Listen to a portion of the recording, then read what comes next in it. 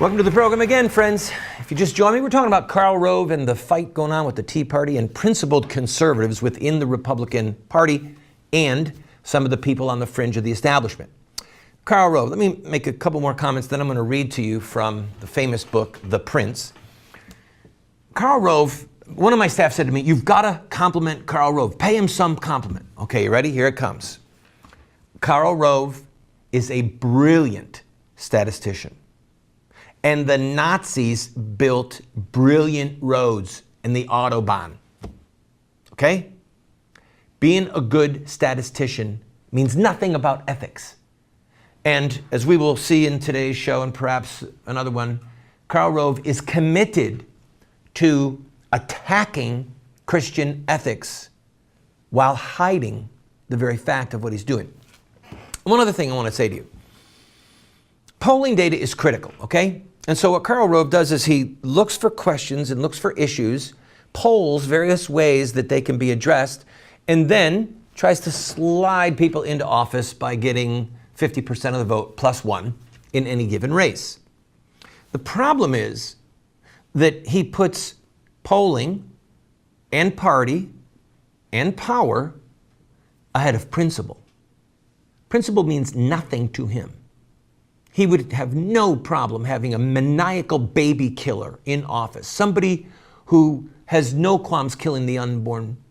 He would have somebody in office who supported sodomite marriage. It means nothing to him.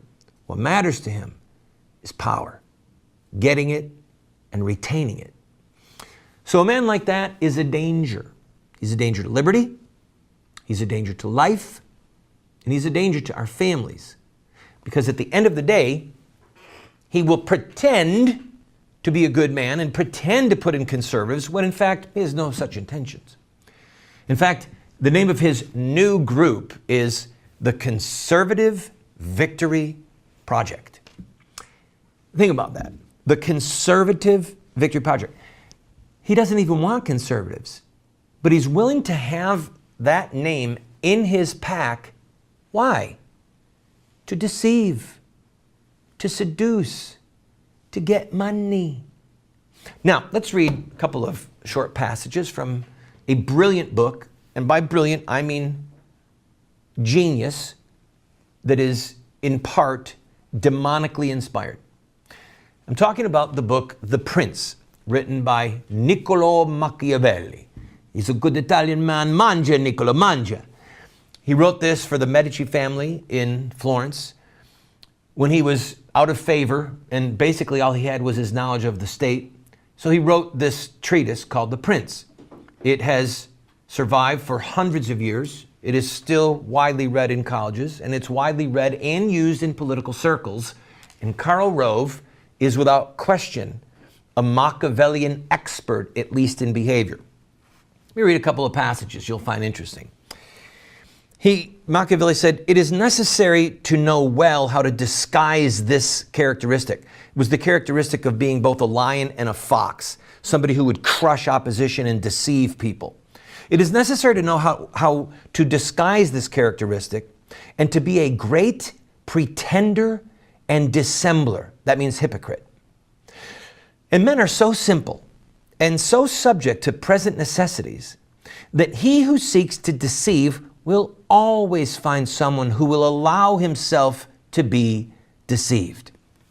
He went on to say, therefore, it is unnecessary for a prince to have all the good qualities I have enumerated, good ethical qualities. It's not even necessary for a prince to have those good qualities, but it is very necessary to appear to have them.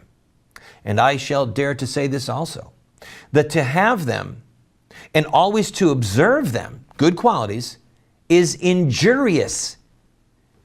Are you hearing what he's saying? It's injurious. If you're a good man and you have good qualities and you actually have an ethical compass and you try to always follow it, it will injure you.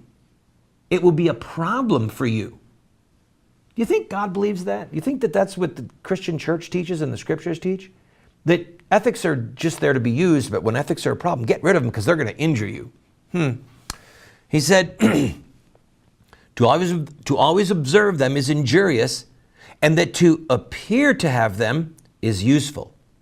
To appear merciful, faithful, humane, religious, upright, and to be so, but with a mind so framed that you should require not to be so, you may be able and know how to change to the opposite. In other words, have all of these characteristics around you as ornaments, as tinsel, and be ready to cast them aside at any minute, because it's easy to deceive people. That, my friend, is Karl Rove. And by the way, if Karl Rove gets his way, God save this country if he does. This is what the Republican Party will look like. Go ahead, Andrew, roll that tape. It's going to look like some crazy demon-possessed snake that is devouring itself.